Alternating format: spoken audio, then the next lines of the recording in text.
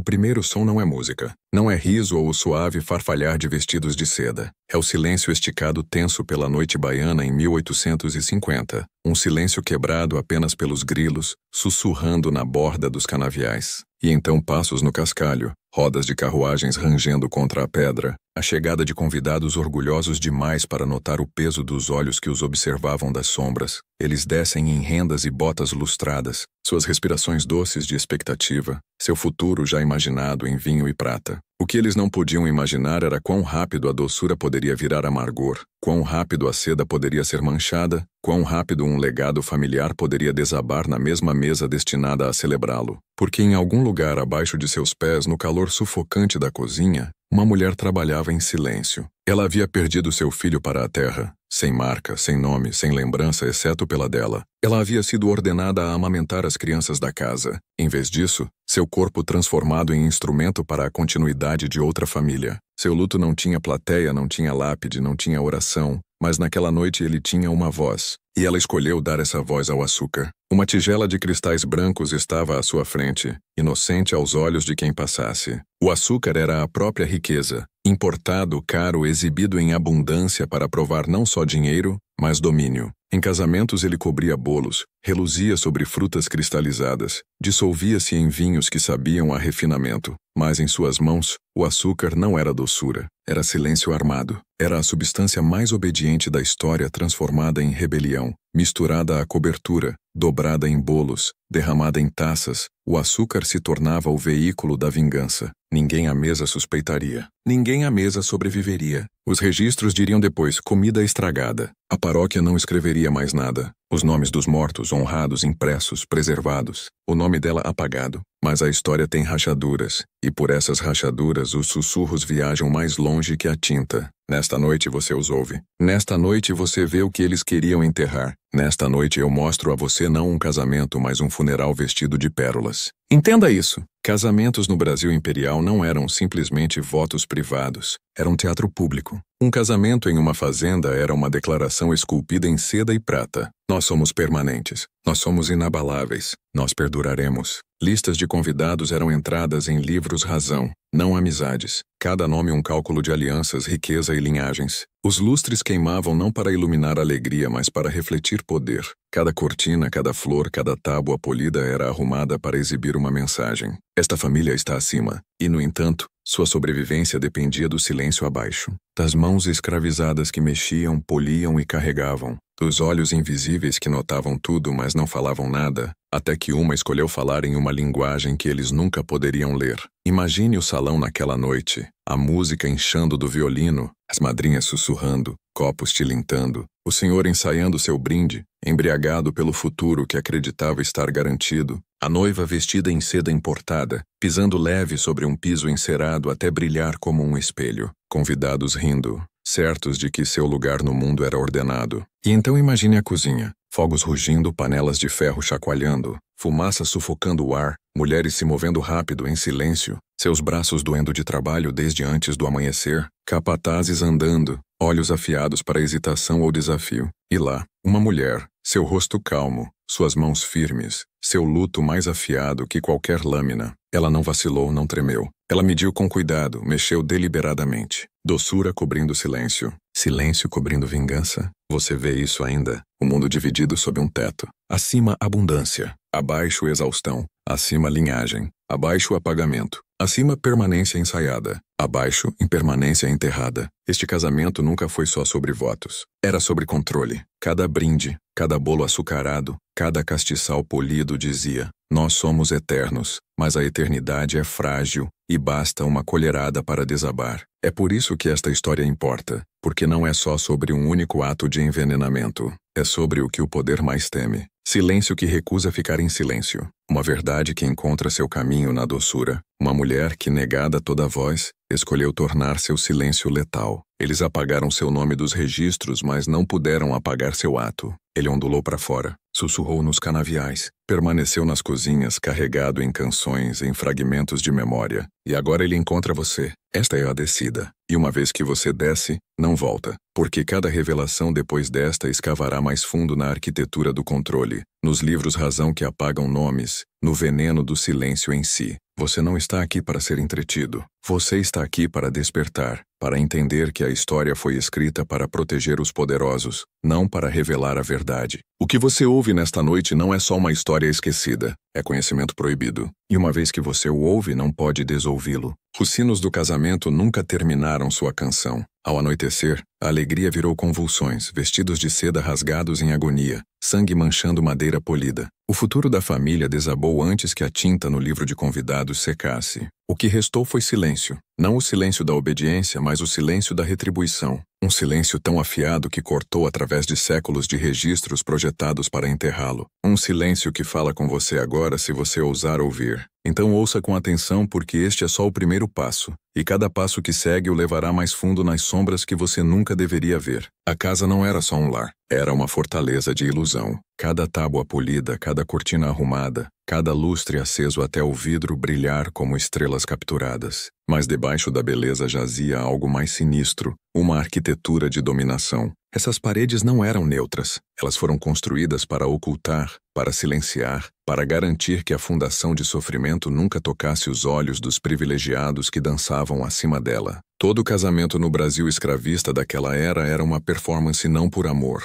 mas por poder. Os votos não eram só entre noiva e noivo, mas entre famílias, fortunas e a ordem da sociedade em si. A lista de convidados funcionava como prova, nomes inscritos em tinta fina, cada sobrenome uma declaração. Nós pertencemos, nós perduramos, nós importamos. O livro Razão se tornava escritura, sua caligrafia santificada por riqueza e herança. E, no entanto, escondida na mesma casa, estavam aqueles excluídos de toda a página. Eles eram as sombras atrás da tinta, os corpos que tornavam o espetáculo possível, mas eram negados até o reconhecimento de presença. Ser apagado não era acidente, era estratégia, porque reconhecer os escravizados era reconhecer a maquinaria de crueldade sobre a qual toda a ilusão descansava. Pense na ironia. A família que se gabava de refinamento e permanência dependia do trabalho invisível daqueles que se recusavam a nomear. Cada castiçal polido por uma mão invisível, cada taça lavada por uma mulher que havia enterrado seu filho em silêncio, cada pedaço de fruta açucarada preparado por alguém que nunca a provaria.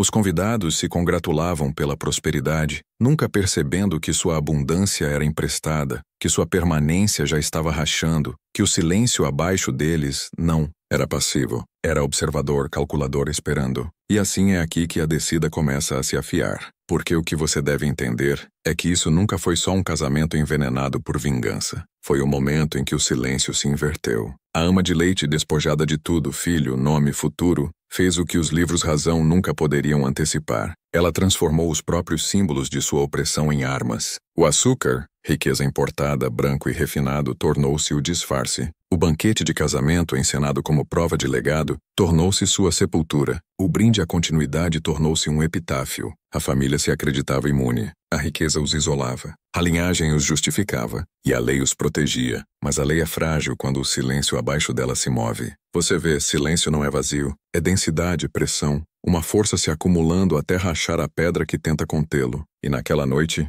o silêncio do luto de uma mulher se tornou mais alto que a música lá em cima. Ele se moveu pela comida, pelo vinho, por cada boca que o consumiu. E quando as convulsões começaram, quando o riso se fraturou em gritos, quando a seda foi rasgada por espasmos e pisos polidos foram manchados, o silêncio finalmente falou. Ele disse: vocês não são intocáveis. Vocês não são eternos. Vocês são mortais. E eu os lembrarei. Mas a história odeia lembretes que ferem seus mitos. O registro da paróquia chamou de comida estragada. O livro Razão da Fazenda pulou sobre isso. Os arquivos o enterraram. A história se contada foi distorcida em rumor, um sussurro de carne ruim, uma maldição, um acidente vergonhoso demais para detalhar. O nome da mulher sumiu, sua linhagem apagada. Mas apagamento não é o mesmo que desaparecimento. O que eles enterraram ainda respira porque a terra lembra. Sussurros lembram. E homens como você, ouvindo agora, se tornam os próximos portadores da verdade que eles tentaram sufocar. É por isso que você está aqui,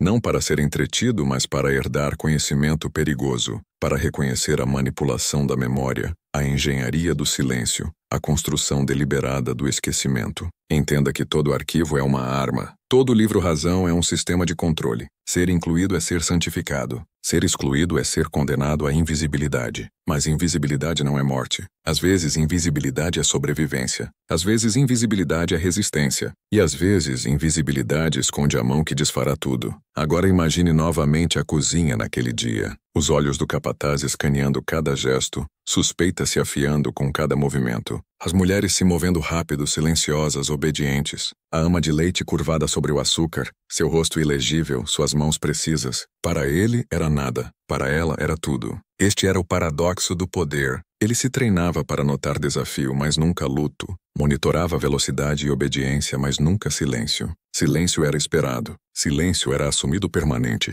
E assim foi no silêncio que ela atacou. A própria coisa que eles demandavam se tornou o instrumento de sua ruína. Pense nisso. O Senhor acreditava que o silêncio o protegia. O livro-razão acreditava que a omissão a apagava. A paróquia acreditava que a ausência os desculpava. E, no entanto, foi o silêncio afiado pelo luto, carregado pelo açúcar, que trouxe toda a ilusão de joelhos. A própria condição que eles impunham se tornou seu executor. É por isso que eu digo a você, nunca confunda silêncio com fraqueza. Nunca confunda apagamento com ausência. Na história, as verdades mais perigosas vivem entre as linhas, nas sombras, nas omissões. A mulher que envenenou o casamento não buscava só vingança por seu filho. Ela expunha a fragilidade de todo o sistema. Mostrava que permanência é uma mentira. Que linhagem pode ser quebrada por uma única colherada. Que riqueza não pode protegê-lo do silêncio transformado em arma. E nesta noite, enquanto você ouve isso, quero que você perceba algo. Esta história não é só sobre ela,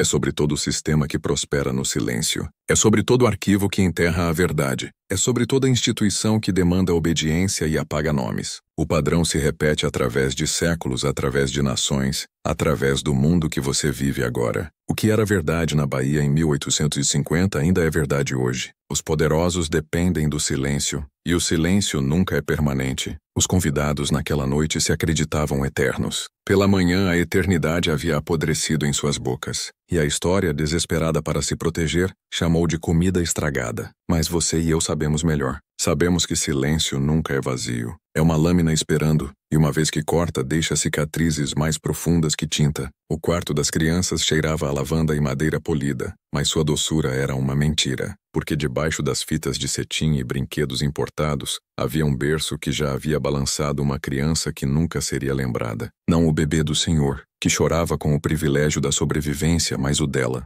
O próprio bebê da ama de leite, pequeno, faminto, enterrado antes que o mundo admitisse que existia. O túmulo atrás das senzalas não tinha pedra, não tinha oração, não tinha nome, só terra, prensada pelo peso do apagamento. Ela havia voltado ao trabalho no mesmo dia, seus seios ainda cheios, seus braços vazios. Lá em cima, outro bebê chorava, e ela se curvava para alimentá-lo. Pense nessa fratura, seu próprio filho faminto enquanto seu corpo nutria o herdeiro de seu senhor. Isso não era tragédia por acidente, era projeto. Um sistema que matava uma criança de fome para preservar outra. Um sistema que convertia luto em trabalho e trabalho em silêncio. Historiadores o descrevem clinicamente. Alta mortalidade infantil entre a população negra. Palavras impressas em papel frágil, destacadas, estéreis, sem sangue. Mas atrás dessas palavras jazia a verdade. Bebês morriam porque suas mães eram conscritas para alimentar outras crianças. Vidas eram extintas não pela natureza, mas por arranjo deliberado. O luto era engenhado e depois enterrado sob silêncio.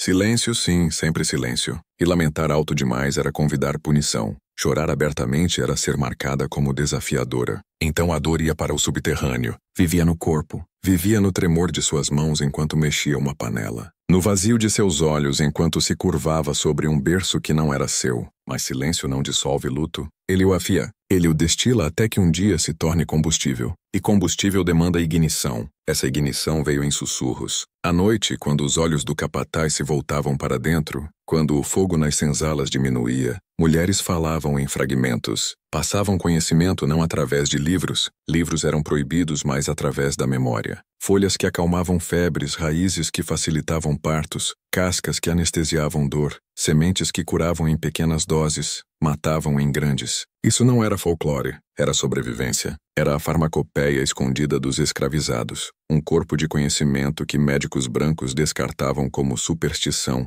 até de repente temerem. Entenda o que isso significa. A família acima dependia de medicina importada selada em garrafas, tinturas rotuladas em latim. Abaixo, os escravizados dependiam do que a terra em si rendia: sassafrás, beladona, erva Jimson, raízes amargas raspadas das margens de rios, remédios que curavam quando medidos, que matavam quando provocados. Era uma ciência não registrada em livros-razão, mas carregada em sussurros em memória, em mãos que aprendiam pelo toque e gosto, e nesses sussurros a resistência vivia. A ama de leite havia escutado. Ela se lembrava do sabor de uma casca raspada fina, do cheiro de uma semente esmagada entre dedos, da forma precisa como um pó escurecia quando secava. Ela carregava esse conhecimento em silêncio, porque falá-lo em voz alta era arriscar acusação. Capatazes chamavam de bruxaria quando os assustava, conspiração quando os feria, mas silêncio era seu escudo. Ela esperava, lembrava, e quando o casamento veio, quando a tigela de açúcar estava à sua frente, ela sabia o que o silêncio demandava. A ironia é afiada, não é? Que a própria terra que corpos escravizados eram forçados a cultivar também rendia as ferramentas de desafio, que plantas descartadas como ervas daninhas pelo Senhor eram memorizadas folha por aqueles que labutavam sob ele, que cada vale e cerca continha um segredo que os livros-razão não podiam apagar. A farmacopeia dos escravizados não era só medicina, era uma linguagem codificada de sobrevivência, e às vezes era uma arma.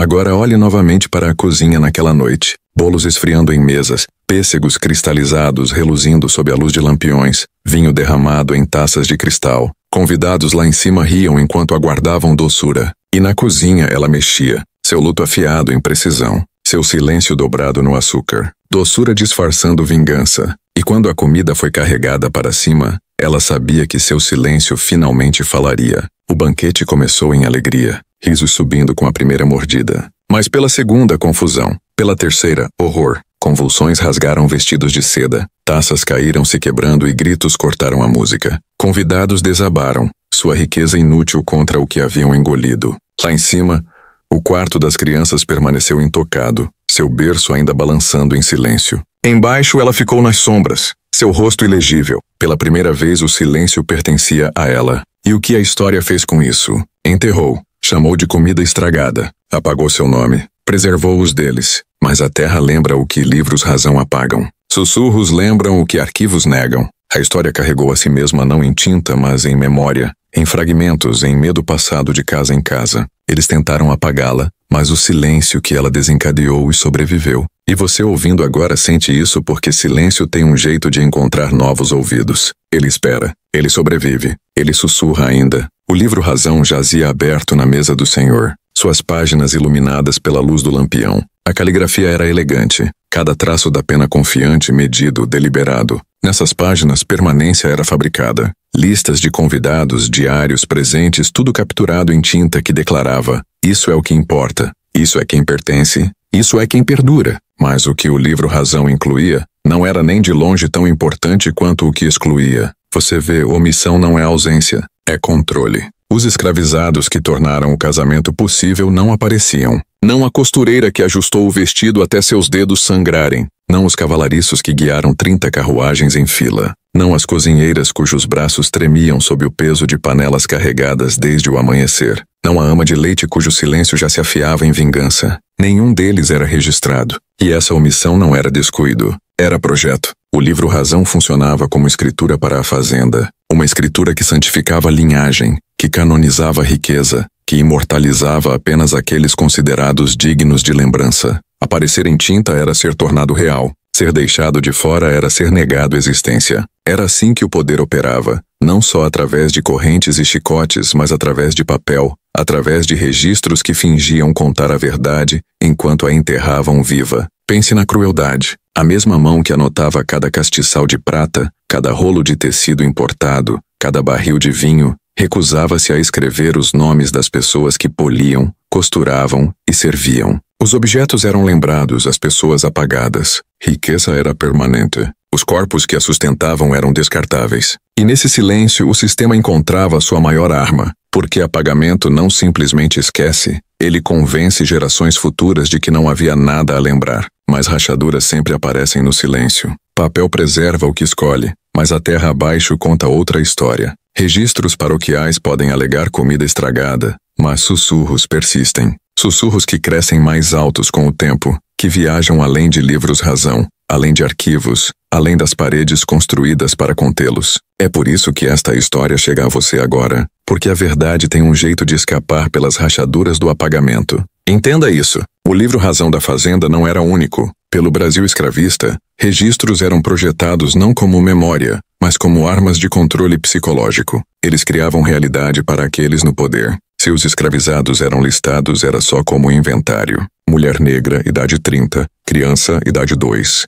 Sem sobrenome, sem individualidade, sem humanidade. A mesma página que catalogava gado também catalogava pessoas. E quando vinham celebrações, quando permanência era encenada, até esses reconhecimentos mínimos desapareciam inteiramente. Os escravizados sumiam da página no momento exato em que seu trabalho era mais essencial. Isso não era apagamento. Era um ato deliberado de desaparecimento. E desaparecimento é sua própria forma de violência. Diz a você, você não importa. Você não existe. Você não merece ser lembrado. Enforce silêncio não só no presente, mas no futuro. Cria gerações de ignorância, homens e mulheres que leem os livros Razão e imaginam abundância sem nunca vislumbrar as mãos que arrumaram a mesa. E, no entanto, apagamento é frágil porque omissão não pode parar a memória. Não pode impedir que luto endureça em determinação. Não pode impedir que silêncio se torne lâmina. E não pode impedir que sussurros encontrem novas vozes séculos depois. Naquela noite na Bahia, uma mulher ficou na interseção de apagamento e vingança. O livro Razão dizia que ela não existia. A tigela de açúcar dizia o contrário. Pense no olhar dela só uma vez para a página aberta. Ela pode ter visto os nomes dos convidados, a tinta enrolada, as letras confiantes declarando pertencimento. E naquele momento, ela teria reconhecido sua própria ausência. Sua existência estava tecida invisivelmente entre as linhas, seu silêncio sustentando cada traço da pena. Ela estava em todo lugar na casa e, no entanto, em lugar nenhum na página. Para o arquivo ela não era real, mas para a terra, para a memória, para a tradição sussurrada de sobrevivência, ela era mais real que qualquer convidado àquela mesa. Este é o paradoxo do poder. Ele acredita que tinta faz realidade, mas realidade tem outros guardiões: terra, memória, silêncio. E silêncio, uma vez afiado, corta mais fundo que qualquer arquivo pode conter. Isso é o que o livro Razão não previu. Isso é o que a família acima nunca considerou. Que silêncio não obedeceria para sempre. Que omissão não perduraria. Que uma mulher negada um nome daria a si mesma um em sangue. Agora você vê. O livro Razão não era só um registro. Era uma arma. Era controle psicológico disfarçado de contabilidade. E você deve se perguntar, onde você vê esse padrão hoje? Onde nomes são omitidos? Onde livros Razão ainda decidem quem importa? Onde arquivos ainda enterram verdades? Porque não se engane, isso não é só história. É um sistema que se repete através de instituições, através de séculos, através de nações. E se você não o reconhece, você está vivendo sob ele. O livro Razão do Casamento sobreviveu mais que a memória. Ele fica em arquivos agora, frágil e preservado, sua tinta intacta, suas omissões incontestadas, mas o silêncio que criou é quebrado por histórias como esta. E o silêncio que demandou é quebrado por você ouvindo. O livro Razão não é a palavra final. A terra abaixo dele é. E terra tem uma memória mais longa que papel. Então lembre-se disto. O verdadeiro perigo do apagamento não é que ele succeeds. É que ele convence você a não procurar pelo que falta. Mas se você olhar de perto o suficiente, se você ouvir com atenção o suficiente, você sempre ouvirá os sussurros. E esses sussurros são mais perigosos que qualquer arquivo, porque carregam as verdades que nunca foram destinadas a sobreviver. Açúcar, para as famílias do Brasil escravista, era mais que doçura. Era status encarnado, um símbolo de refinamento, prova de que a riqueza se estendia não só a terras e cana, mas a luxos importados através de oceanos, para empilhar açúcar em bolos, dissolvê-lo em vinho, classear frutas até reluzirem sob luz de velas. Isso não era simplesmente jantar, era uma performance de domínio. Mas a brancura do açúcar ocultava seu verdadeiro custo. Cada grão nascia de campos trabalhados até a exaustão, de corpos quebrados no calor e umidade, de correntes chacoalhando no Nordeste e em outras regiões. Derramar açúcar em taças de cristal era servir prova não de prosperidade, mas de exploração. Era sangue cristalizado em doçura, crueldade refinada em pó branco. E no dia do casamento o açúcar carregava mais que doçura. carregava silêncio, carregava vingança. A ironia era absoluta. A própria substância destinada a exibir pureza e continuidade tornou-se o meio do colapso. Os bolos esfriando na cozinha, empilhados e cobertos de branco, ficavam como monumentos à permanência. Mas permanência é frágil. Basta o menor pó invisível misturado à doçura para desmoroná-la. Os pêssegos cristalizados reluzindo sob luz de lampiões não eram tokens de alegria. Eram disfarces. Cada mordida açucarada carregava algo mais escuro, uma herança de luto transmutada em vingança. Historiadores não podem dizer exatamente o que ela usou. Era arsênico raspado de veneno de rato, cal roubado da fabricação de sabão, ou ervas moídas em pó com raízes amargas e sementes. O registro deixa só sombras, mas sombras em si falam. Em incontáveis casos pelo Brasil escravista, mulheres escravizadas transformavam cozinhas em arsenais. Comida era o veículo perfeito, confiável, inquestionado, carregado diretamente para as bocas de senhores que nunca imaginavam que obediência pudesse se afiar em veneno. Doçura se tornava o manto da rebelião. E aqui está a verdade mais profunda. Não era só um ato de desespero. Era um ato de conhecimento. Conhecimento carregado em sussurros através de campos e rios. Conhecimento descartado por capatazes como superstição. Conhecimento proibido em livros, mas preservado na memória. Sassafrás, belladonna, erva Jimson. Plantas que curavam em uma medida, matavam em outra. Esta era a farmacopeia da sobrevivência, invisível para médicos, precisa para aqueles que lembravam. E ela lembrava. Cada mexida da colher, cada dobra de açúcar na manteiga, cada adição medida. Não era acidente, era cálculo. A cozinha naquele dia estava cheia de contradição. O cheiro de doçura enchia o ar, bolos subindo, frutas glaciadas, vinho derramado. Para qualquer observador, era o cheiro de celebração. Para ela, era o cheiro de silêncio afiado em arma. O capataz observava, mas não via nada em comum. As servas se moviam com obediência praticada, e ela mexia com mãos firmes, seu luto escondido no ritmo de seu trabalho. Nada em seus movimentos traía intenção, e no entanto tudo o que ela fazia era final. Pense nisso. Uma tigela de açúcar empilhada alta com brancura transformada no veículo do colapso. Um banquete de casamento encenado como prova de riqueza transformado em sepultura. Um brinde à continuidade transformado em epitáfio. Tudo porque uma mulher negada um nome, negada seu filho, negada sua existência em tinta, escolheu falar através do silêncio, escolheu armar o que era destinado a escravizá-la, escolheu virar doçura em morte. E a lição aqui é perigosa porque o que o poder nunca espera é inversão. Eles nunca esperam que as ferramentas de controle sejam viradas contra eles. Nunca esperam que doçura se torne veneno, silêncio se torne lâmina, apagamento se torne presença. Mas essa é a natureza do silêncio. Ele sempre tem o potencial de virar, e quando vira é devastador. Os convidados naquela noite se acreditavam intocáveis.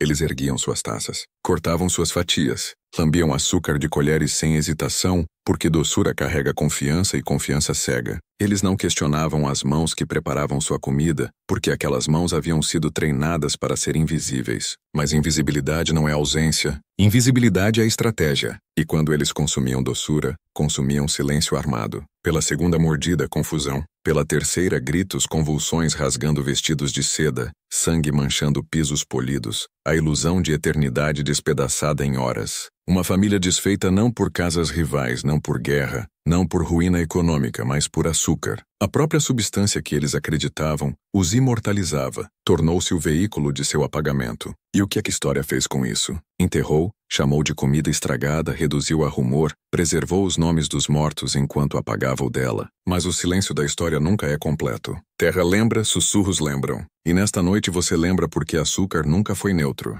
Era sempre um sinal de controle, um símbolo de riqueza manchado de sangue. E naquela noite na Bahia, ele revelou sua outra face, não como doçura, não como riqueza, mas como retribuição. Então entenda isso. As coisas que parecem puras frequentemente ocultam a corrupção mais profunda. As coisas apresentadas como doçura frequentemente carregam veneno. E o silêncio que parece obediente às vezes está só esperando. Esperando pela tigela certa, pela colher certa, pela noite certa para falar na única voz que sobrou. Medo não é sempre alto. Às vezes ele se esconde nas margens, em olhares trocados através de uma mesa, na forma como uma senhora se enrijece quando uma serva serve seu copo, na forma como um senhor demora demais no gosto de seu vinho. Eles nunca admitiam publicamente. Seus livros razão, seus brindes, seus discursos falavam só de confiança, permanência e controle. Mas nos cantos privados de suas vidas, no vazio entre batidas de coração, eles sabiam que silêncio nunca é inteiramente seguro. Os escravizados conheciam plantas que os senhores não podiam nomear, manipulavam comida que os senhores nunca questionavam, moviam-se em sombras que os senhores nunca viam, e embora a punição fosse rápida, suspeita era constante. Jornais brasileiros da era ocasionalmente carregavam sussurros de envenenamentos por negros, sempre enquadrados como acidentes isolados, carne estragada ou açúcar corrompido. Mas debaixo dessas mentiras impressas, jazia o verdadeiro terror da classe senhorial, o conhecimento de que as próprias mãos servindo sua abundância poderiam também servir sua morte. Imagine o capataz andando pela cozinha naquele dia, seus olhos afiados, sua postura comandando. Ele se acreditava no controle. Escaneava por hesitação, por desafio, por qualquer coisa fora do lugar. Mas o que ele não podia ver era luto endurecido em precisão. Ele não sabia qual pó se misturava perfeitamente com açúcar, qual raiz podia ser seca em pó que sumia no vinho. Seu controle se estendia só à superfície. Além disso, ele era cego. E nessa cegueira jazia sua ruína. Esta é a verdade que arquivos enterram. Senhores não eram destemidos. Viviam com inquietação constante, uma paranoia de que silêncio pudesse romper a qualquer momento. É por isso que puniam com rigor, que vigiavam incansavelmente, que registravam obsessivamente. Sua brutalidade não era confiança, era terror disfarçado. Terror de que aqueles que tentavam apagar os lembrassem de sua própria fragilidade. Terror de que uma colherada, um sussurro, um silêncio longo demais pudesse desabar tudo. Considere a senhora da casa ensaiando seu sorriso enquanto convidados chegavam. Seu vestido perfeito, seu cabelo estilizado à perfeição. Mas quando ela erguia seu copo, parava por um segundo a mais, provava doçura com um lampejo de inquietação, porque debaixo do ritual de refinamento jazia o conhecimento não dito de que sua sobrevivência dependia de pessoas que ela nem registrava por nome. Sua beleza, sua riqueza, sua permanência, tudo repousava no silêncio que podia virar a qualquer momento. E virou quando as convulsões começaram. A ilusão desabou. O medo que sempre vivera nas sombras irrompeu para o aberto. Gritos rasgaram a música. Sangue salpicou sobre vestidos. Taças se quebraram contra pisos polidos. Naqueles momentos, linhagem não significava nada. Riqueza não significava nada. Até o livro Razão, com sua caligrafia enrolada e permanência registrada, era impotente. O que restava era terror cru. O reconhecimento de que poder construído no silêncio é sempre vulnerável ao silêncio que impõe. Entenda isso. Medo é uma espécie de confissão. O senhor que policia silêncio admite que sabe que silêncio pode atacar. A senhora que observa uma serva servir vinho com olhos estreitados confessa que não se sente segura. O capataz que demanda obediência com violência admite que seu controle não é natural, mas frágil. Essas confissões estão enterradas nos arquivos, mas respiram entre as linhas. E uma vez que você as vê, percebe que o sistema nunca era tão seguro quanto parecia. O envenenamento na Bahia não era um evento isolado. Era parte de um padrão maior, uma corrente subterrânea de desafio tecida na vida diária. Para cada caso registrado, incontáveis outros foram apagados, mas os sussurros perduravam, carregados de casa em casa, espalhando inquietação entre os poderosos. Eles viviam em mansões, mas dormiam em medo. Jantavam em abundância, mas provavam inquietação em cada mordida. Confiavam no silêncio, mas silêncio nunca era deles para comandar. E esta é a lição mais profunda. Os sistemas que parecem inabaláveis frequentemente são os mais frágeis. As instituições que demandam silêncio frequentemente são as que mais o temem, e as pessoas apagadas da história frequentemente são as que detêm suas verdades mais afiadas. O envenenamento não era só um ato de vingança. Era uma revelação de fragilidade, um lembrete de que nenhum livro-razão, nenhum arquivo, nenhuma riqueza pode protegê-lo do silêncio. Quando o silêncio decide falar, agora você começa a ver por que esta história importa. Porque não é só sobre o passado, é sobre todo o sistema que prospera no apagamento. Toda instituição que depende de invisibilidade, todo poder que finge permanência enquanto treme abaixo da superfície. O que aconteceu naquele salão em 1850 é um espelho.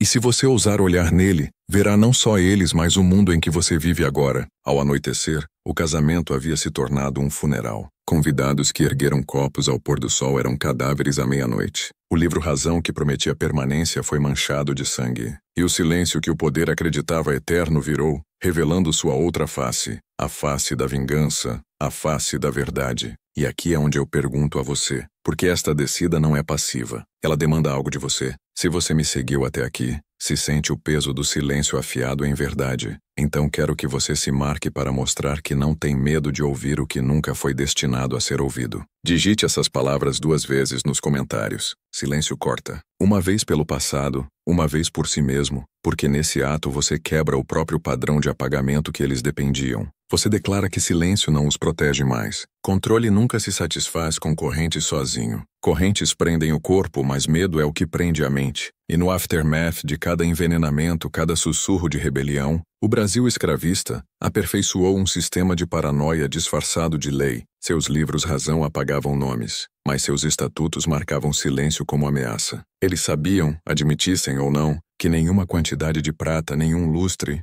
nenhuma fazenda esculpida de terra roubada poderia protegê-los da possibilidade de que silêncio pudesse se afiar em resistência novamente. Após incidentes como o casamento envenenado na Bahia, sussurros endureceram em políticas. Capatazes aumentaram a vigilância nas cozinhas, movendo-se de quarto em quarto, olhos estreitados em cada colher, cada panela, cada gesto. Senhoras começaram a provar comida antes que chegasse à mesa, forçando servas escravizadas a comer bocados na frente delas, como se carne humana pudesse servir de prova de pureza. Medo se enrolava em torno de todo o ritual doméstico, mas o próprio ato de testar traía a verdade. Eles não estavam seguros e sabiam disso. Jornais brasileiros raramente imprimiam a palavra veneno, preferiam acidente. Falavam de carne estragada, açúcar ruim, fruta contaminada, mas escondido nas linhas estava a paranoia. Lembretes constantes aos senhores para guardar seus estoques, vigiar seus servos, impor punições mais duras. Até silêncio era legislado.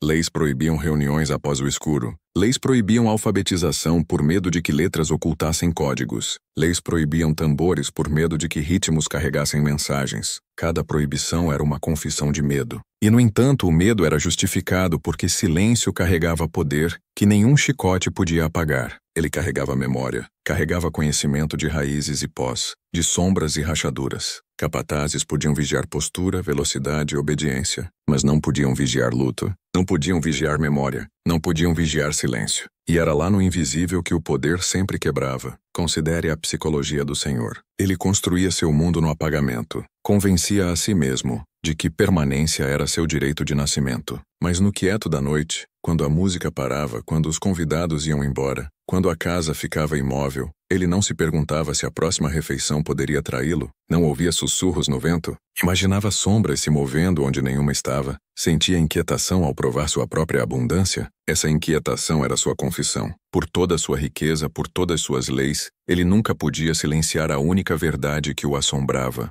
As pessoas que ele apagava estavam sempre observando. E esta é a revelação que você deve captar. Instituições de controle não são construídas de confiança. São construídas de medo. Medo de que silêncio vire. Medo de que omissão seja exposta. Medo de que os apagados esculpam a si mesmos de volta na memória pela força. Cada lei passada, cada punição infligida, cada arquivo construído, não eram sinais de poder. Eram escudos contra terror. Terror de que nenhum chicote pudesse apagar luto. Terror de que nenhuma tinta pudesse apagar memória. Terror de que permanência é sempre frágil. O envenenamento na Bahia foi apagado do registro oficial, mas viveu em rumor. E rumor é seu próprio tipo de contágio. Espalhava-se de fazenda em fazenda, carregado por sussurros em cozinhas, murmúrios em campos, fragmentos de canção cantarolados baixo nas senzalas. Mesmo quando nenhum veneno era misturado, o medo dele permanecia em cada refeição. Cada mordida de açúcar, cada gole de vinho carregava uma sombra. E sombras frequentemente são mais poderosas que fato. É assim que silêncio evolui para controle próprio, porque os senhores nunca podiam saber completamente, nunca podiam prever,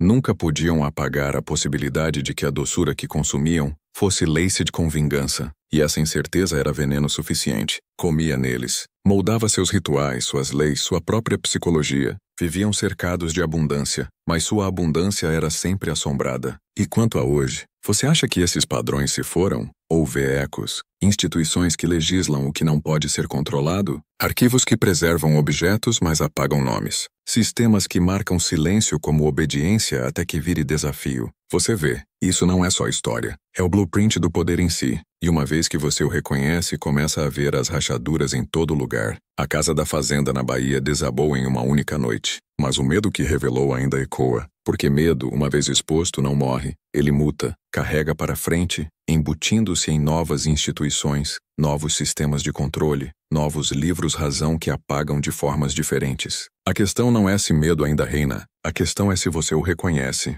É por isso que você está aqui. Não para consumir uma história, mas para herdar conhecimento perigoso. para aprender como o poder sobrevive no apagamento e como o silêncio espera seu momento para atacar. E quando você entende isso, começa a despertar. Começa a ver. E uma vez que vê, não pode desver. O casamento na fazenda não era amor, era teatro. Uma performance encenada com precisão, projetada para convencer vizinhos, rivais e gerações futuras de que permanência havia sido alcançada. Cada flor, cada vestido, cada tábua polida, cada vela era parte de um roteiro. A casa se tornava um palco, e os convidados sua plateia. Os votos não eram sussurros de devoção, mas declarações de poder. Carruagens enfileiradas na entrada de Cascalho, 30 delas em fila, cada roda rangendo pedra como uma batida de tambor anunciando riqueza. Vestidos de seda branca reluziam sob luz de lampiões, perfume carregado no ar noturno. No salão, músicos afinavam suas cordas, madrinhas ajustavam fitas e o senhor ensaiava seu brinde.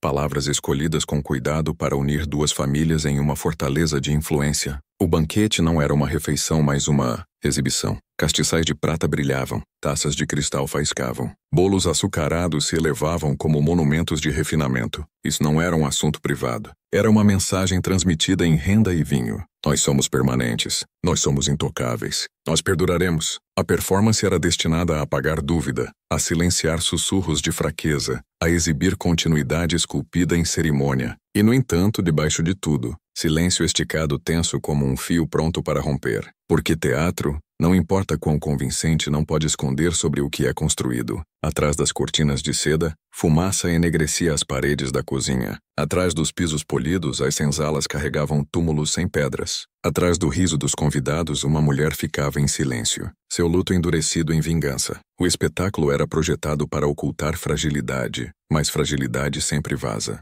Entenda isso. Casamentos no Brasil escravista eram menos sobre união e mais sobre contabilidade. A lista de convidados era um livro-razão de alianças. O dote era um contrato de terras e riqueza. A comida prova de abundância. O vinho prova de importação. O açúcar prova de alcance. Cada objeto era evidência. Cada objeto era uma arma na guerra das aparências. As famílias encenavam essas cerimônias como se permanência pudesse ser comprada, como se continuidade pudesse ser roteirizada para existir. Mas permanência é uma mentira. Continuidade é frágil. E na própria noite em que celebravam sua permanência, ela desabou. Porque não importa quão cuidadosamente o teatro é encenado, silêncio sempre está nos bastidores observando, esperando. Olhe de perto para a imagem. Convidados erguendo taças de cristal, inconscientes do veneno dobrado na doçura. Uma noiva sorrindo, inconsciente de que seu vestido logo seria manchado. Músicos tocando, inconscientes de que suas cordas seriam afogadas por gritos. O senhor erguendo seu brinde, inconsciente de que suas palavras já eram um epitáfio. Isso não era permanência, era performance, e performance sempre é vulnerável à interrupção. A interrupção veio não de rivais ou tempestades, mas do silêncio em si. Um silêncio que havia sido treinado, apagado, explorado. Um silêncio que havia enterrado uma criança em terra sem marca. Um silêncio que havia carregado luto para a cozinha e mexido no açúcar. Esse silêncio irrompeu em convulsões e gritos, despedaçando a ilusão em um instante. O que havia sido encenado como eternidade tornou-se ruína antes da meia-noite. E aqui está o que você deve entender. Toda instituição que encena permanência é construída na mesma fragilidade. Toda performance de continuidade oculta medo. Todo livro-razão, todo arquivo, todo espetáculo é projetado para convencê-lo de que o que você vê é inabalável. Mas permanência é a maior ilusão que o poder já encenou, e ilusões sempre quebram. O casamento na Bahia não era simplesmente uma tragédia, era uma revelação. Revelava que debaixo da renda e prata jazia uma fundação de apagamento, que debaixo dos pisos polidos jazia terra cheia de túmulos sem marca, que debaixo da performance de permanência jazia um silêncio que recusava ficar enterrado.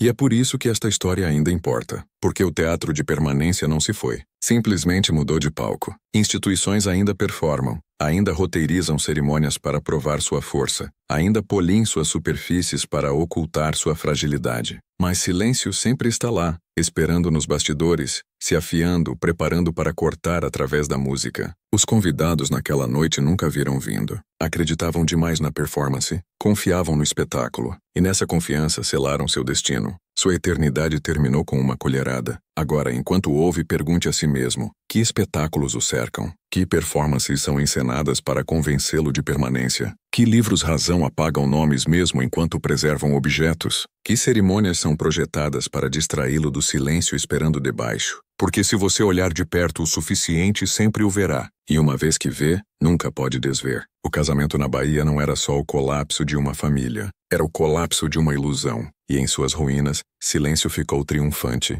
Conhecimento pode ser proibido. Livros podem ser vetados. Tambores podem ser silenciados. Mas conhecimento não morre. Ele se esconde. Sobrevive em sussurros, em gestos, em memória. E entre os escravizados, esse conhecimento proibido criava raízes como as plantas em si, crescendo ao longo de valas, cercas e margens de rios. Era uma farmacopeia não escrita em latim, não encadernada em volumes de couro, mas carregada em mentes e corpos. Eles chamavam de superstição, descartavam como folclore. Mas o que capatazes mais temiam era que esse conhecimento fosse preciso, mortal e além de sua compreensão. Um médico branco poderia falar de quinino, tinturas e sangrias, enquanto uma mulher escravizada sabia que sassafrás acalmava e purgava, que beladona anestesiava e matava, que erva Jimson podia confundir a mente até a loucura se instalar. Remédios se sobrepunham a venenos, e às vezes a linha entre os dois era fina como uma colherada. A ama de leite conhecia essa linha. Ela havia escutado por anos, absorvendo fragmentos de conversa na margem do rio, ao redor de fogueiras, no quieto das senzalas. Uma folha fervida para aliviar febre, uma casca em infusão para aliviar parto, um pó polvilhado para anestesiar dor ou terminá-la.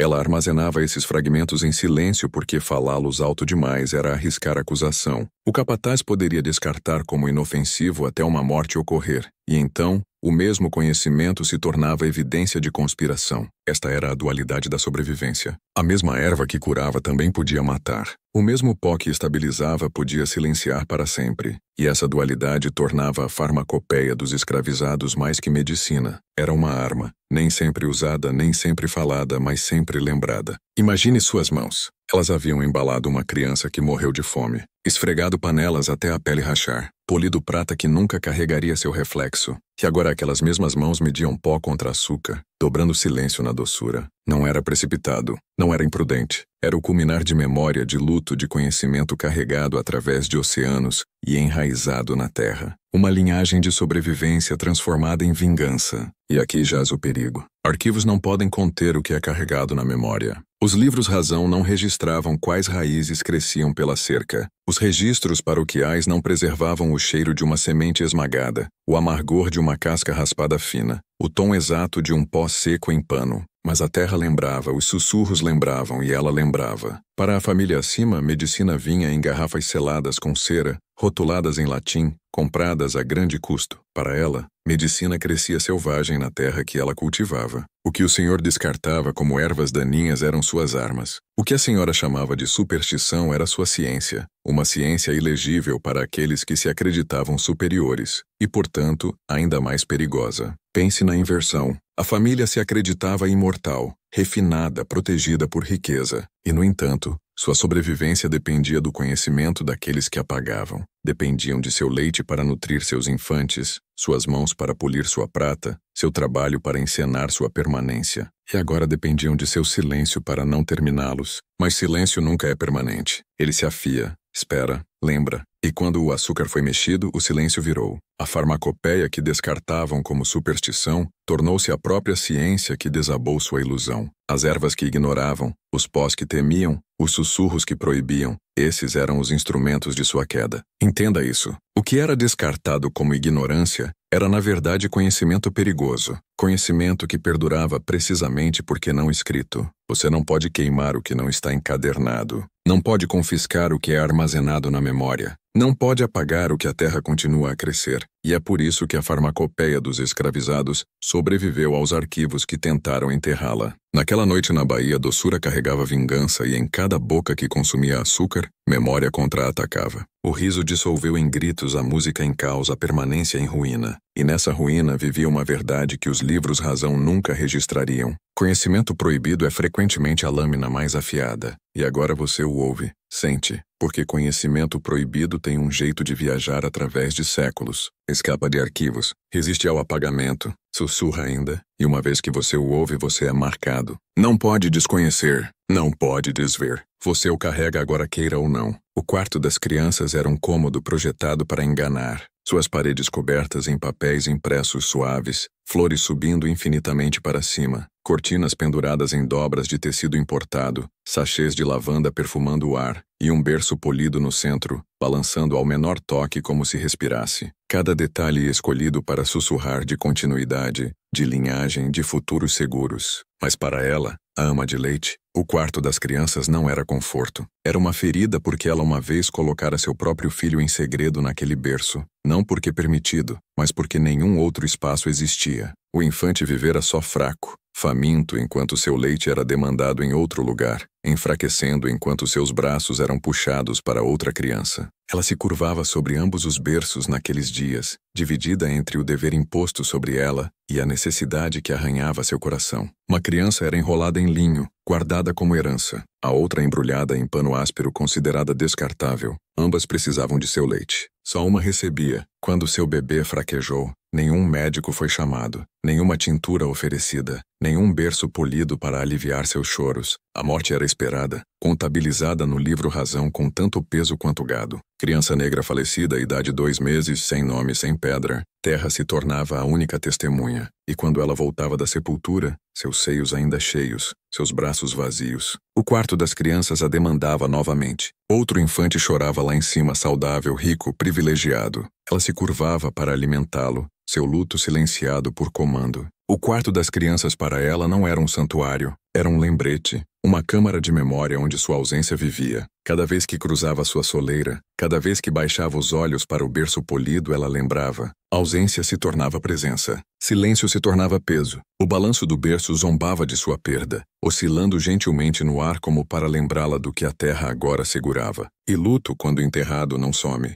Ele calcifica, se afia, espera por ela. O quarto das crianças se tornava um santuário não de continuidade, mas de traição. O lugar onde ela era forçada a testemunhar seu próprio apagamento, onde seu corpo era consumido para a sobrevivência de outro, enquanto sua própria linhagem era deixada para apodrecer em silêncio. Cada dia que entrava, cada vez que se curvava, cada vez que apertava os lábios contra um choro que não era de seu filho, seu luto endurecia em algo mais. Quando o casamento veio, o quarto das crianças não era mais só um cômodo. Era um monumento esculpido em sua memória. O berço, reluzindo sob luz de lampião, segurava não só o futuro do herdeiro, segurava o fantasma de seu filho, e esse fantasma demandava retribuição. Entenda isso. Continuidade é uma mentira quando comprada com apagamento. Uma linhagem alimentada no leite de outra não é linhagem alguma. É roubo. Um berço polido por luto não é símbolo de permanência. É monumento à fragilidade. O quarto das crianças, como o casamento, era um teatro, um palco montado para convencer o mundo de que legado era seguro.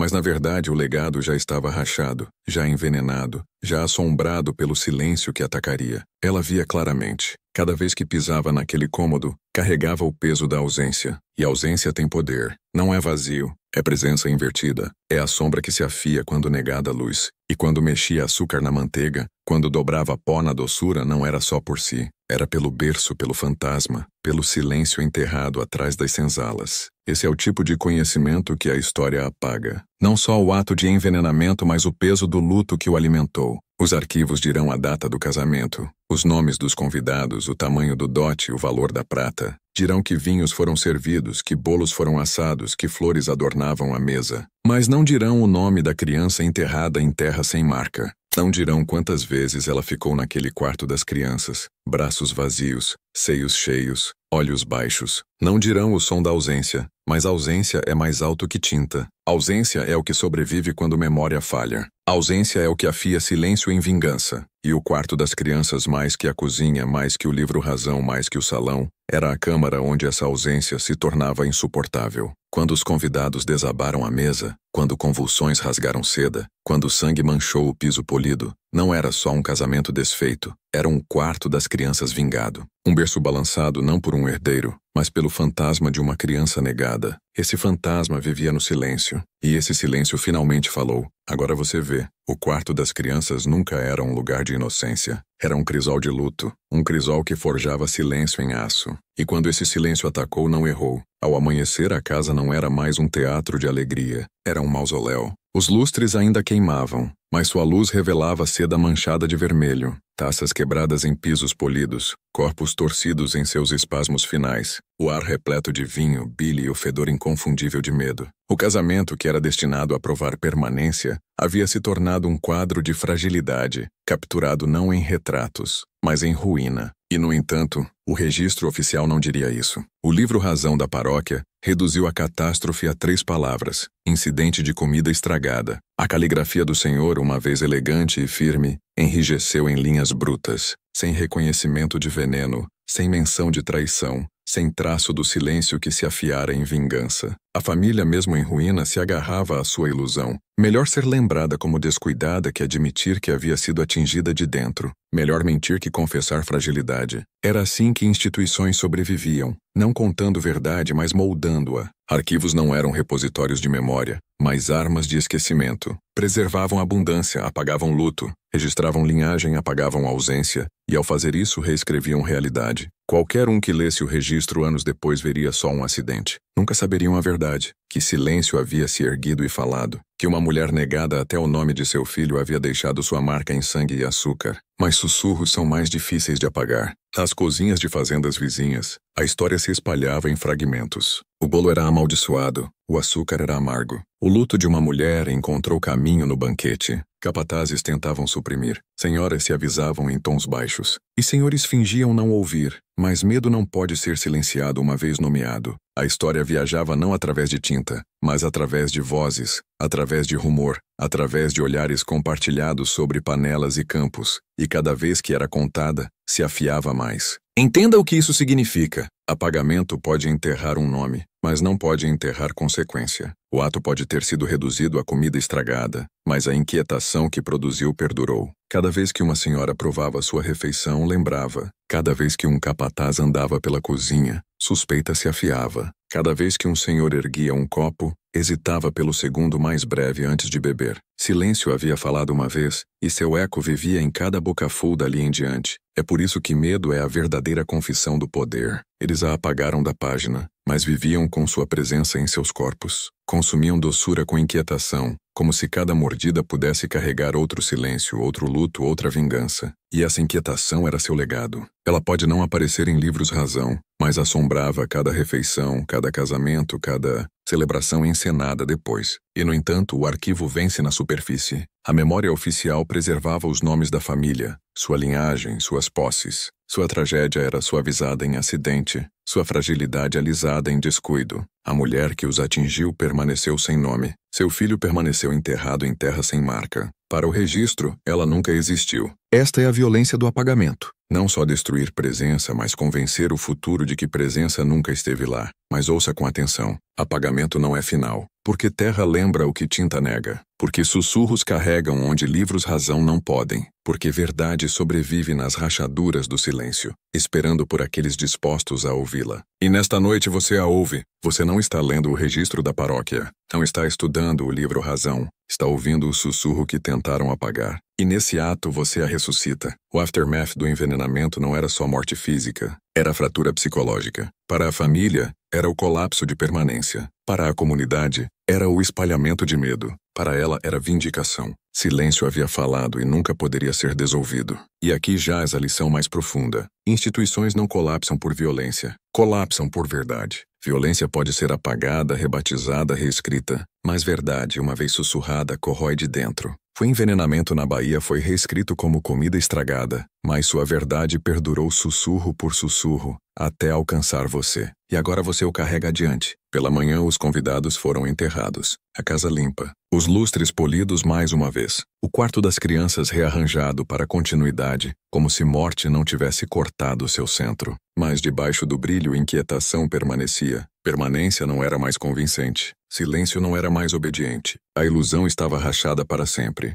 E é por isso que você deve lembrar não porque a história pede, mas porque silêncio demanda. Silêncio se afia em toda era, espera em toda instituição e sempre encontra um jeito de falar. Herança não é sempre terra, não é sempre prata ou vestidos, ou os nomes que se enrolam através de páginas paroquiais em tinta. Às vezes herança é medo, às vezes é silêncio carregado adiante não dito, mas presente em cada gesto. Após o envenenamento na Bahia, a propriedade da família não colapsou imediatamente. Os campos ainda rendiam, as senzalas ainda labutavam, os livros razão ainda registravam, mas debaixo da superfície algo havia mudado. Uma maldição entrara na linhagem não mística, mas psicológica, uma inquietação que nenhuma quantidade de riqueza podia apagar. Casamentos futuros eram menores, a abundância permanecia, mas o riso era mais quieto, os brindes mais curtos. Convidados observavam os servos mais de perto, olhos estreitados em cada prato, cada taça. Senhoras insistiam em provar primeiro,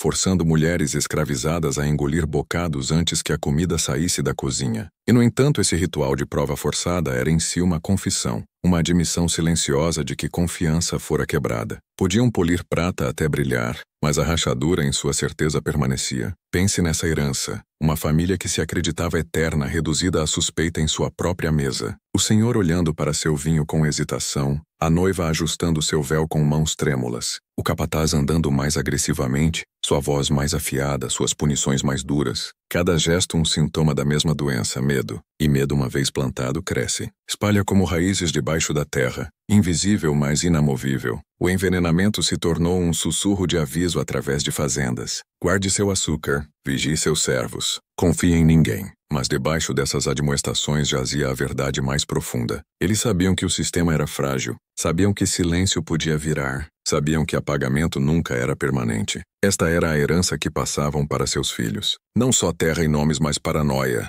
E aqui é onde você deve ver a arquitetura do poder claramente. Apagamento não é só sobre esquecer, é sobre controle. Reduzindo o envenenamento à comida estragada, buscavam proteger a ilusão de permanência. Forçando os servos a provar comida, buscavam controlar medo. Mas medo não pode ser controlado. Ele muta. Embute-se em rituais, em leis, em arquitetura. Torna-se herança passada não por escolha, mas por necessidade. O casamento na Bahia era uma fratura, e fraturas não curam por apagamento. Elas permanecem, espalham e em espalhar revelam a verdade. Que permanência nunca é real, que continuidade sempre é frágil, que silêncio nunca pode ser totalmente contido. Até os arquivos, em sua precisão fria, carregam traços dessa herança. Historiadores que estudam registros de fazendas encontram o padrão se repetindo. Acidentes registrados vagamente, mortes suavizadas em eufemismo, silêncios esticados deliberadamente através de páginas. E, no entanto, ao lado dessas omissões, há sempre uma dica, uma hesitação na caligrafia, um rumor na margem, uma contradição entre ledgers paroquiais e domésticos. Essas rachaduras são onde verdade vaza. E quando você aprende a lê-las, vê o medo atrás da tinta. Esta é o conhecimento proibido de que o que sobrevive em arquivos não é a história completa. É uma máscara. E atrás dessa máscara jaz a herança de medo. Você não encontrará o nome dela em uma página. Não encontrará o túmulo de seu filho em um cemitério. Mas encontrará nela na hesitação da mão de um senhor, no ritual de provar comida, na inquietação de cada banquete que seguiu. Seu silêncio vivia no medo deles. E isso é uma herança que nenhum livro razão podia apagar. Agora olhe para o padrão maior. Essa herança não parava em fazendas, infiltrava em instituições, na forma como leis eram escritas, como vigilância era imposta, como arquivos eram construídos. Ainda está com você agora, nas formas como o poder performa permanência, nas formas como silêncio é demandado, nas formas como o medo é escondido atrás de ritual. O envenenamento na Bahia não é só história, é um blueprint de fragilidade que se repete infinitamente. Herança não é sempre o que é escrito. Às vezes é o que é sussurrado, às vezes é o que é temido, às vezes é o que sobrevive nas rachaduras do silêncio. E uma vez que você reconhece isso, começa a ver que a herança mais poderosa não é a escrita em tinta, é a carregada em memória, em sussurros, em medo. A família acreditava ter garantido eternidade naquela noite. Em vez disso, garantiu uma maldição, não de fantasmas, mas de silêncio, não de superstição, mas de verdade. Uma verdade que viajou além deles, além de seus nomes, além de seus arquivos e para você, porque agora você a carrega. Você a herdou, e com herança vem responsabilidade. A questão não é se você lembrará, você já faz. A questão é se você ouvirá o silêncio que tentaram enterrar, se ouvirá os sussurros que temiam, se verá a fragilidade debaixo da performance, porque uma vez que ouve, não pode fingir o contrário. E você ouviu, mas história não é verdade. História é a arquitetura construída, polida, editada e guardada. O que você chama de história é o resíduo de decisões feitas por aqueles que queriam controlar como o futuro veria o passado. E em nenhum lugar isso era mais evidente que no Brasil escravista, onde cada livro-razão, cada registro paroquial, cada arquivo de fazenda era menos um diário de eventos que uma fortaleza de ilusão. Olhe de perto. O livro-razão na mesa do Senhor continha riqueza em detalhe esquisito. Castiçais de prata, rolos de tecido importado, barris de vinho, cada um registrado com precisão. Os presentes para o casamento eram listados linha por linha, como se objetos carregassem permanência, enquanto pessoas evaporavam. E esse era o ponto. Preservar objetos é preservar riqueza. Omitir nomes é apagar humanidade. É assim que apagamento funciona. Não é simplesmente silêncio. É memória seletiva. É a decisão de registrar castiçais, mas não mãos. Preservar vinho, mas não a mulher que o servia. Canonizar linhagem enquanto descarta luto. O livro-razão criava uma realidade falsa, uma onde permanência era encenada e fragilidade oculta. E porque o livro-razão sobrevivia aos corpos, sua ilusão se tornava confundida com verdade. Pense no veneno em si.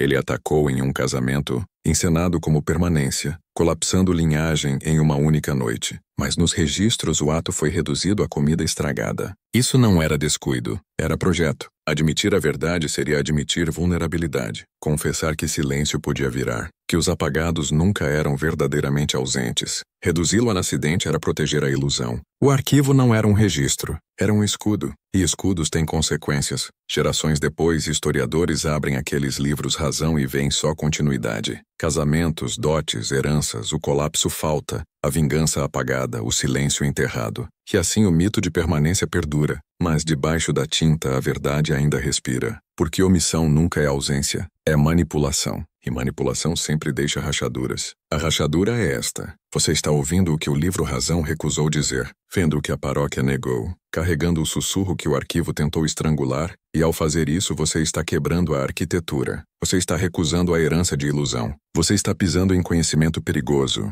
Entenda isso claramente. Instituições controlam não por violência sozinha, mas por narrativa. Decidem o que o futuro verá, o que acreditará, o que esquecerá. Um envenenamento torna-se acidente. Uma morte torna-se estatística. Uma criança torna-se linha de item. A mulher que afia silêncio em vingança torna-se nada. Isso é como realidade é fabricada. Não através do que é dito, mas através do que é omitido. Mas realidade nunca é totalmente contida. Terra lembra o que papel nega. Sussurros carregam o que livros-razão omitem. Luto esculpe a si mesmo em silêncio que espera por séculos. E uma vez que você aprende a ler a ausência, começa a ver a arquitetura pelo que é. Começa a ver o design deliberado, a performance de permanência, a manipulação de memória. É por isso que o casamento na Bahia importa. Não porque era único, mas porque revela o blueprint. Um sistema que polia a ilusão enquanto enterrava a verdade. Um sistema que convence o futuro de que silêncio significa nada aconteceu. Mas silêncio nunca é nada. Silêncio é peso.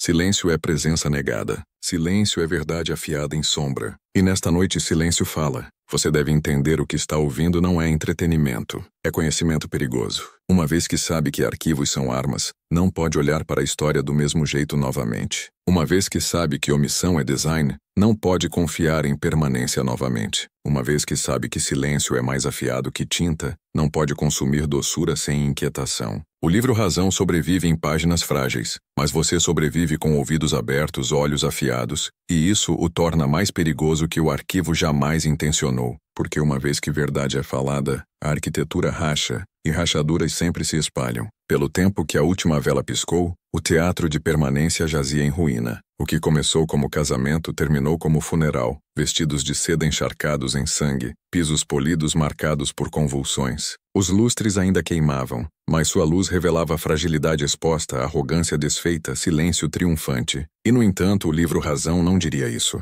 A paróquia não registraria. O arquivo não preservaria. Enterraram a verdade tão rápido quanto enterraram os corpos. Comida estragada, escreveram. Acidente, sussurraram. O nome da mulher nunca apareceu. O túmulo de seu filho permaneceu sem marca. Seu silêncio deveria sumir mais uma vez. Mas silêncio uma vez afiado nunca embota. Permanece. Espera. Fala quando você menos espera. E nesta noite fala através de você. Entenda o perigo do que ouviu. Você não foi contado história. Foi mostrado a ferida debaixo dela. A ferida que tentaram cauterizar com tinta, com ritual, com lei. Você foi puxado passado o teatro de permanência e para a terra onde a ausência vive. E uma vez que viu, você é mudado. Esta é a essência de História Proibida. Não os eventos em si, mas a realização de que arquivos são mentiras, que livros-razão são armas, que instituições sobrevivem não por verdade, mas por omissão. O envenenamento na Bahia é uma história entre milhares, apagada, suavizada, reescrita. E, no entanto, em seu silêncio revela tudo.